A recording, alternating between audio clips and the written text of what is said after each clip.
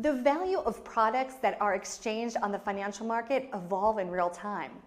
What are the main factors that explain these variations? The price of a financial instrument, like for any good, results from the confrontation of supply and demand. They are linked to different factors, each one being subjected to expectations from market players. The first factor, obviously, is the performance of the underlying asset. It is the idea that the potential investor earns an income and gains or losses that determine the price they are willing to pay. This idea depends on the company, its line of business, or its geographical area.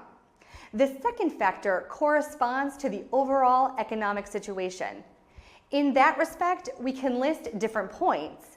First of all, the increase in production of goods and services in an economy over a certain period of time, that is to say, economic growth, has a positive effect on most prices. Secondly, the rise of interest rates often has a negative effect on the market.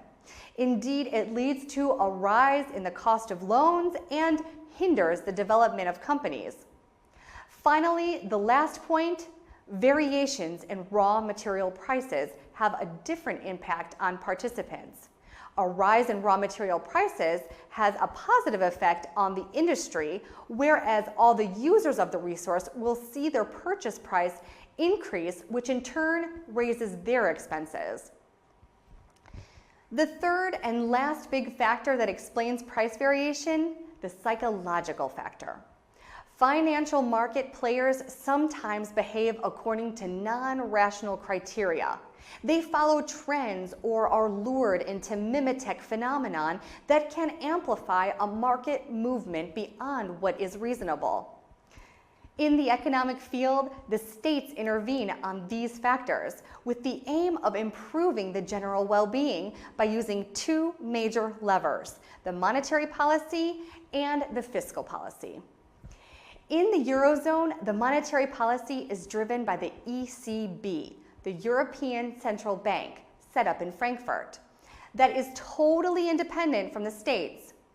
Its main goal is price stability, while keeping inflation around 2%.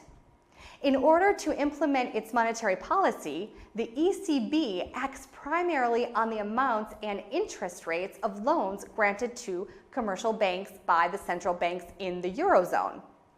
To do so, it sets three key rates. The main key rate, the rate at which banks will borrow funds over 1 week, the marginal lending rate, the rate at which banks will, in case of emergency, borrow funds over 1 day, and the deposit rate, the rate of deposits left in the central bank. The second lever at the state's disposal is the fiscal policy. In addition to financing so-called sovereign activities like the police, justice, or national defense, it is aimed at, among other things, the redistribution between the economic actors, encouraging lines of business with exemptions of every kind.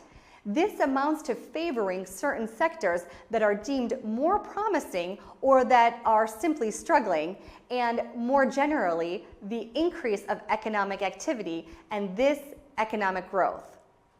Finally, to improve the living standards of their populations, the states have other levers which are not directly linked to the economy, like education or training.